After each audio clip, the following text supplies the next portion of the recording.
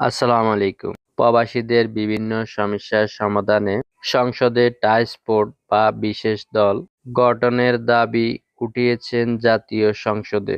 বিরোধী দলের নেতা ডক্টর শফিকুর রহমান প্রস্তাব দিয়েছেন, সংসদ সদস্য ও বিশেষজ্ঞ নিয়ে একটি টাস্ক ফোর্স গঠন করা হোক, যারা প্রবাসীদের সমস্যাগুলো চিহ্নিত করে দ্রুত সমস্যার সমাধান পথ বের করবেন।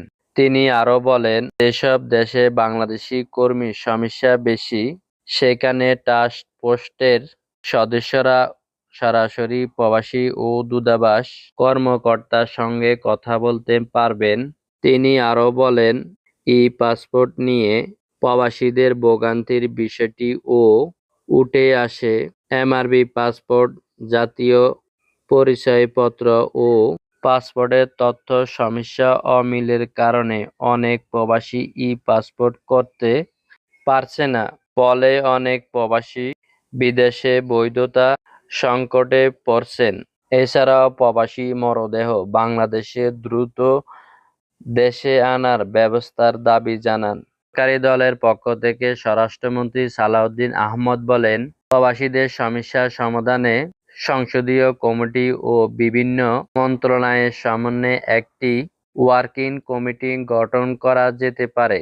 তিনি আরো বলেন, বিমানবন্দর ও সব জায়গায় প্রবাসীদের যথাযথ সম্মান ও অধিকার নিশ্চিত করার উদ্যোগ নেওয়া হবে।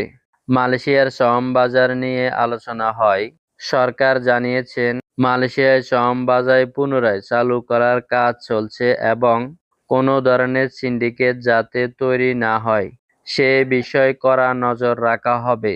প্রবাসী প্রতিমন্ত্রী নূর হক বলেন, প্রবাসীদের সেবা আরও উন্নয়ন করতে দূতাবাসগুলোর কার্যক্রম শক্তিশালী করা হবে। সব মিলিয়ে সংসদে প্রবাসীদের সমস্যার সমাধানে ই-পাসপোর্ট জটিলতা দূর করা, মরদেহ দ্রুত দেশে আনা, দূতাবাস সেবা উন্নয়ন করা এবং নতুন শ্রম বাজার চালুর বিষয়ে গুরুত্ব আলোচনা হয়েছে। এখন দেখার বিষয়, এই সব প্রস্তাব বাস্তবায়নে সরকার কত দ্রুত কার্যক্রম পদক্ষেপ গ্রহণ করে। আপনার মূল্যবান মতামত কমেন্টে জানাবেন। ভিডিওটি ভালো লাগলে লাইক, কমেন্ট, শেয়ার করতে ভুলবেন না।